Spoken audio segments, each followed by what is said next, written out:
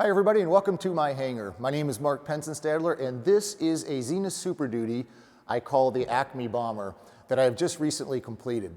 Now in my previous video I wanted to get the weight of the airplane so I can get the weight and balance data figured out and I can have the FAA come and inspect the airplane and I can finally fly it. What I did on the previous video is I weighed the airplane using 3 bathroom scales that I'd purchased from Walmart. And that's not the best way to weigh an airplane, but it's all I had, and I was just kind of curious what the weight would be approximately until I could get my hands on some good certified scales. When I used the bathroom scales, I got 1,170.8 pounds. And with the certified scales, I got, wait, I'm not going to tell you yet, because first, I want to introduce you to the sponsor of today's video. I want to give a big thank you to Wicks Aircraft for sponsoring this video. You guys have all heard of Wicks Aircraft. They are your one-stop shop for basically anything you could need if you're building or maintaining an airplane. If you guys will head over to wicksaircraft.com, you can see their new website here. And over on the left-hand side, they really make it easy to find what you're looking for. For example, if you go down to the bottom here, you click on UL Power. I had a UL Power engine in my Zenith Cruiser. And I did some updates to it and replaced some hoses and fuel pumps and things like that. And I bought everything from Wicks Aircraft. And some of the stuff I actually didn't know exactly what I needed. So I called their tech support, and they have a very knowledgeable person there that's familiar with the UL Power engines and the parts you might need and things like that. So all kinds of stuff here. If you go back here, you can see they have controls, electrical equipment, fasteners, finishing material, fittings, lighting. Pretty much, like I said, everything you're going to need to build an airplane or maintain your current airplane. Now, Wicks Aircraft also has started a YouTube channel, and they have some pretty interesting videos on that channel. You can go to YouTube and type in Wicks Aircraft and you'll find their channel, but the full title is Wicks Aircraft and Motorsports. They've got some really neat videos on some of the behind-the-scene things on how they cut tubing or cut sheets of metal or make different parts. And they've got a lot of knowledge-based videos too, on things like nuts and bolts and how-tos and things like that. So if you'll do us a favor and go ahead to YouTube and subscribe to their channel, they would very much appreciate that as they're trying to grow their channel. But also, Wicks Aircraft doesn't want to just sponsor me in this video. They basically want to sponsor you also. And that is why they have given me a discount code, and that is HomeBuilt10. And that gives you 10% off of your order on wicksaircraft.com. So no matter what you order at wicksaircraft.com, when you go to check out, type in HomeBuilt10 and you will receive 10% off on your entire order. So I think that's really great, and it's a huge help to every one of us building airplanes and needing parts. So again, thanks to Wicks Aircraft for sponsoring this video. All right, let's pull it on and I guess see what it does. I don't know. So is it zeroed? Yeah, they're all zeroed. Now, as you're watching this video, I'm using these scales right here. They're from Long Acre Racing Products. And you're going to hear me talking about front left, front right, and rear left, rear right. Now, the reason I say that is because this scale has 4 connections for 4 different scales. And the way it's displayed on the screen is it'll say left front, right front, and that's just for maybe if you're weighing a car, you'd have the 4 corners of the car. And I just randomly hooked these up to scales, so the left front, right front doesn't really mean anything. And I just wrote down on the paper which one goes with the left wheel and right wheel and nose wheel. So that's how this scale works. Now, one of the things we discovered is it's really hard to move this airplane up the ramps and onto the scale. It took us quite a few times to do it. Now, we finally got it up, but you're going to notice where the tires are sitting on the scales. If you look at, for example, that right main, it's on the very back corner of the scale. And we wound up weighing the airplane or moving the airplane on and off the scales a number of times until Brian and I figured out a kind of a good system to get the scales centered on under the tires. Because the way it's sitting now, we kept getting different readings and inaccurate readings. And then once we kind of came up with a system to be able to roll the airplane onto the scales without the scales moving, then we started getting some really accurate numbers. Now, one thing you might notice in watching this is a difficulty that Brian and I had in moving the airplane on and off the scales. What you really need to do this, or what we really needed, was more people. And I had called literally everybody that lives at the air park, and nobody was home or available to help at that particular time. So it was just me and Brian, and we did the best we could. One of the other things I want to mention too is we kind of thought about this later, but it's probably not a good idea to pull on the prop like that. I don't really think it's going to do any damage, but I know that the instruction manual for the Cessnick prop does say, you know, not to pull on the prop.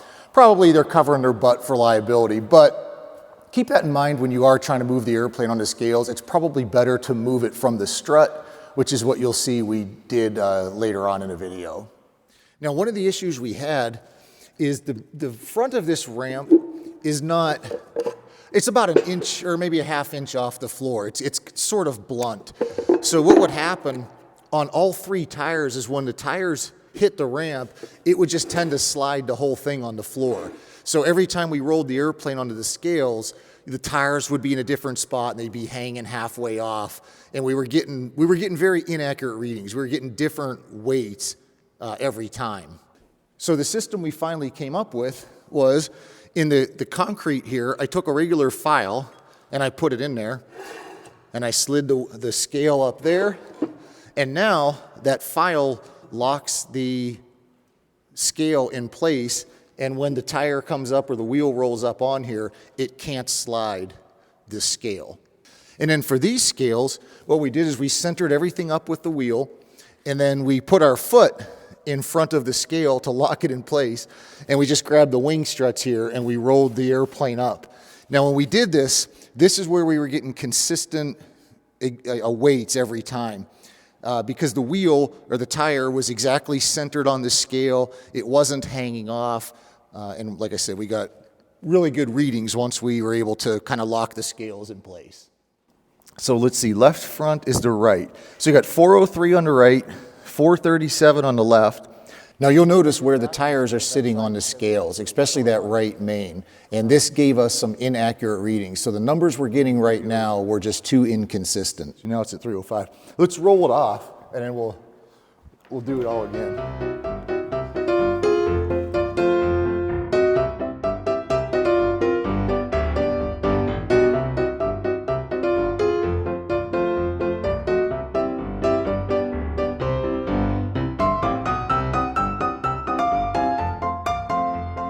Well, let's just see what it says. We got 306, exactly like last time. The left front, now it's 382 instead of 403. Yeah, and this one's 359 instead of 306. The nose is exactly the same. The other ones are off by 20 pounds. Are they? But I wonder if the total the same? 305. I'm going with 306 for the nose every time we get that. So left front, which is there, is, see, 427. That's 50-pound difference. And then this is 50 pounds the other way. Something's not right with those. So really, that chock is holding 50 pounds.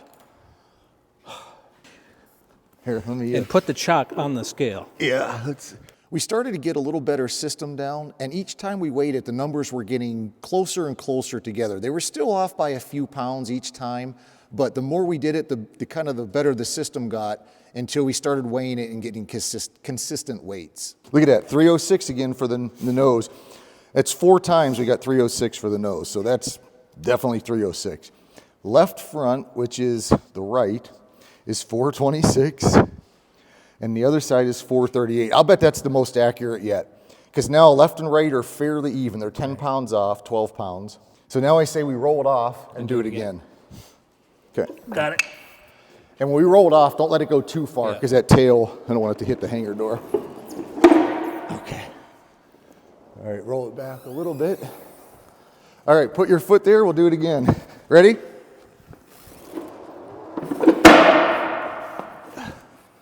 Ooh. We are half off the edge of the nose. All right, well, hold on. Let me just grab the little chalk and put it on this side, and let's see what this scale says. All right, so that's the right is left front. Left front, 421. It's within 5.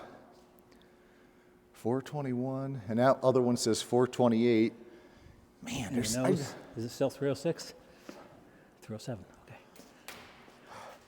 I'd like to get them more, like they're within 5 to 10 pounds each time, but I'd like to get it a little more accurate than that. The nose wheel is right on every time, so that one's done. Let's roll it off, and the airplane's getting pretty crooked too. Yeah, so so we'll roll we're it off barely and on straighten this. the plane.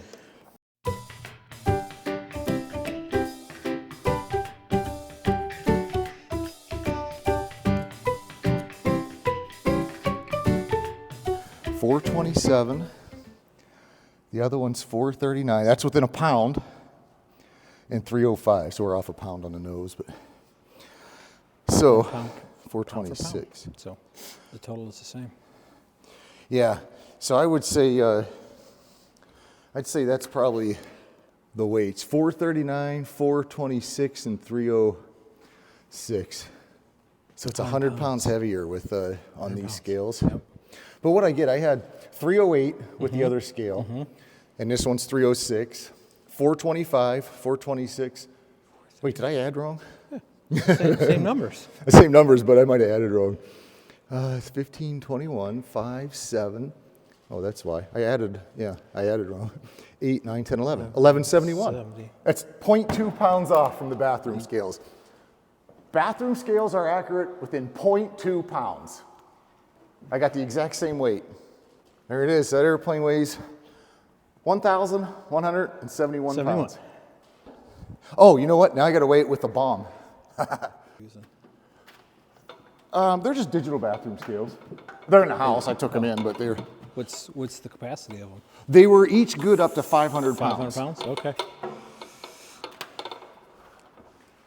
And I knew the airplane wouldn't weigh 1,500 pounds. So I was like, well, that should be plenty, Yeah, but as long as the question is, are the mains under 500 pounds? Because that was going to be Right, close, right, yeah, yeah. Obviously, the nose wheel wasn't going to.